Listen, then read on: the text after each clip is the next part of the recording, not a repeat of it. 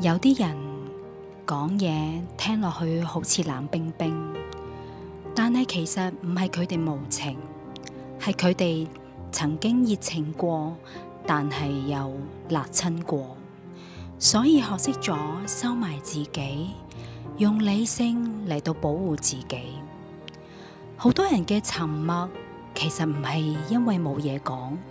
係大多嘅時候佢哋講咗都冇人真係想聽，慢慢就學識咗講同唔講其實冇乜分別。一個人講嘢嘅方式，其實就係佢嘅心點樣諗，佢嘅思考方式。你嘅語調、你嘅速度、你停頓嘅位置，全部都反映緊你嘅靈魂此刻嘅溫度。我哋一生都學點樣講得啱，但冇人教我哋點樣講得真。